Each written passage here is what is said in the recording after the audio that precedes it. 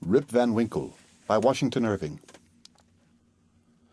Whoever has made a voyage up the Hudson must remember the Catskill Mountains. They are a dismembered branch of the great Appalachian family, and are seen away to the west of the river, swelling up to a noble height, and lording it over the surrounding country. Every change of season, every change of weather, indeed every hour of the day, produces some change in the magical hues and shapes of these mountains, and they are regarded by all the good wives, far and near, as perfect barometers. When the weather is fair and settled, they are clothed in blue and purple, and print their bold outlines on the clear evening sky. But sometimes, when the rest of the landscape is cloudless, they will gather a hood of grey vapours about their summits, which, in the last rays of the setting sun, will glow and light up like a crown of glory.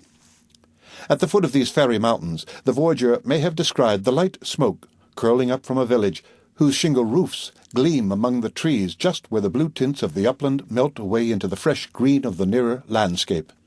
It is a little village of great antiquity, having been founded by some of the Dutch colonists in the early times of the province, just about the beginning of the government of the good Peter Stuyvesant, may he rest in peace.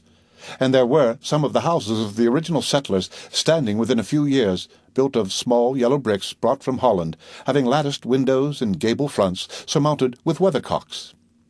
In that same village, and in one of these very houses, which, to tell the precise truth, was sadly time-worn and weather-beaten, there lived many years since, while the country was yet a province of Great Britain, a simple, good-natured fellow of the name of Rip Van Winkle. He was a descendant of the Van Winkles who figured so gallantly in the chivalrous days of Peter Stuyvesant, and accompanied him to the siege of Fort Christina. He inherited, however, but little of the martial character of his ancestors. I have observed that he was a simple, good-natured man. He was, moreover, a kind neighbour, and an obedient, hen-pecked husband. Indeed, to the latter circumstance might be owing that meekness of spirit which gained him such universal popularity.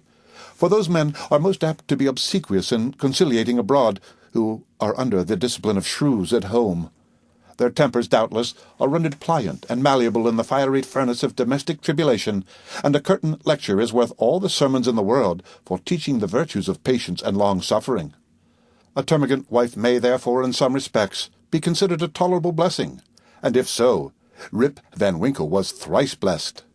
Certain it is that he was a great favourite among all the good wives of the village, who, as usual with the amiable sex, took his part in all family squabbles, and never failed, whenever they talked those matters over in their evening gossipings, to lay all the blame on Dame Van Winkle.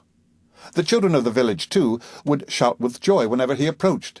He assisted at their sports, made their playthings, taught them to fly kites and shoot marbles, and told them long stories of ghosts, witches, and Indians.